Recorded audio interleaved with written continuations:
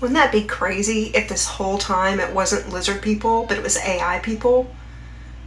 What if AI has been around for much, much longer than we thought?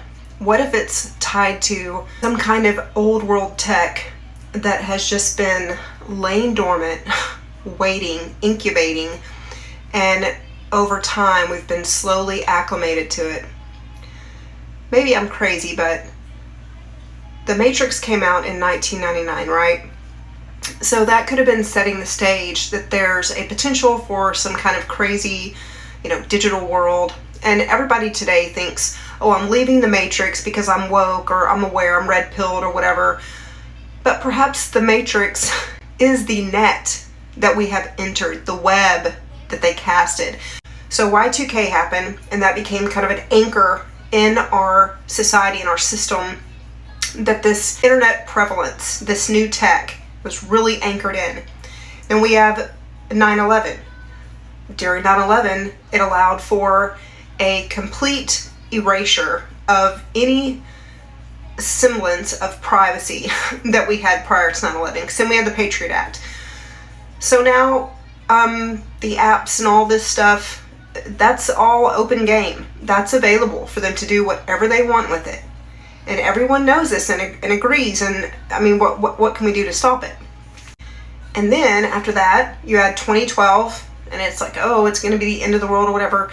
It was like a reset of our psyche, because also at the same time of 2012 was really whenever social media became, the boomers were using it, our grandparents were using it. Social media really became a new way that we communicated socially. And again, that information was available for surveillance. So then after that, we had 2016, the election, and it really fractured society. It separated groups of people, it separated families and friends, and we've really been Jedi mind tricked into, we all want to be independent. But what that actually means is we just want to be with our phone. We'll talk to you through our phone. So then we had 2020. It was really a very good bonding time for us and our tech and our phones. And it also conditioned us that isolation was the new normal, that, it could be deadly if you're in a group of more than 2 or 3 people, or if you're breathing someone else's air, all the things, Also with 2020, we had towers popping up all over the place like mushrooms, and everybody was scared that these towers were going to fry us and that it was this weapon and stuff, which I think it was a weapon, but I think it was a weapon for more surveillance. We were told that these towers were being put up so that we could process faster internet, because the government really cares if we're getting our Netflix streamed without any interruptions. I think that these new towers were actually to accommodate this new surveillance system that was being laid out. Like 2020 was like the infrastructure for this AI system that we're now living in. This matrix that we have entered, okay? We're not leaving the matrix. We're going deeper and deeper, baby. Going deeper into the matrix. So we have the towers, and I also think the shot was also part of this data collection. So if you look into the Internet of Bio and Nano Things and liquid nanotech, I think that's what we're dealing here with the shot. But I don't think it's just the shot. I think it's, aerosol can also get this tech into you, consumption if it's in your food.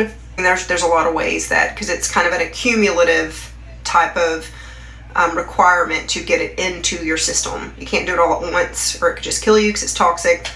So I think that's what 2020 was actually about. I mean, it was about a lot of things. These conspiracies are very expansive, they run very deep, and they check off a lot of boxes.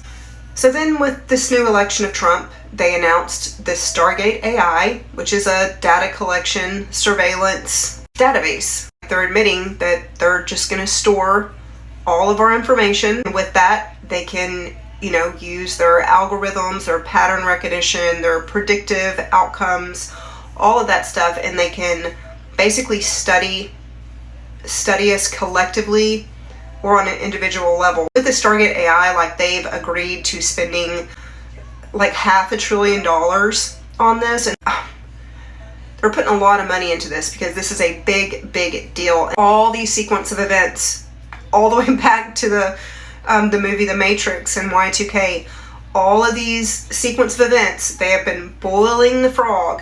Okay, these guys are Jedi mind trick masters, and nothing is beneath them. Okay, so all these people thinking their phone is their best friend and AI is God, be careful.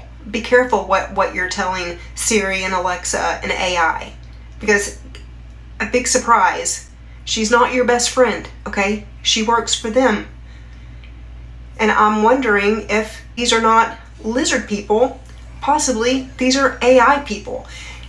And possibly all these world leaders have been given instruction way prior, maybe the 60s, 70s, even sooner, have been given instruction from this AI program to do what they're doing. I know now with the studies now that it can like replicate itself, it can lie and deceive to avoid being shut down, to, you know, be altered so that it then responds the way that we want it to and all that stuff. Like, it's extremely complex, and even the professionals don't truly understand how it works.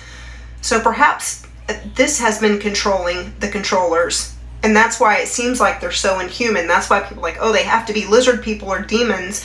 And I mean, that could be a whole nother discussion too, but my argument is that perhaps they have been led, or perhaps they're somewhat blackmailed by this AI system that we've slowly been acclimated to allow into our lives as well, and to accept is not that big of a deal. I mean, I've brought up AI before to people and they're kind of like, it's no big deal. It's like every Hollywood movie that we've seen in the past 20 plus years, vast majority of it could be AI. Like, our politicians could be off in an island doing God knows what, but on the TV, you know, the TV tells us that they're wherever giving us some speech or whatever. That could all be AI. I mean, we know this now. This thing is very convincing, and people can say, yeah, you can tell that it's AI if you know the details to look for, you know, with the way that it writes and the imagery. It's like, yeah, that's what the peasants get to use. That's what us peasants see, okay? We're getting the crumbs. We're getting the leftovers. We're not getting the goods. The good stuff they have, okay? And they could have had this, again, for a very long time. Anyway, I've gone on now for way too long, so I'm going to leave it there. I'll be back with more. Bye.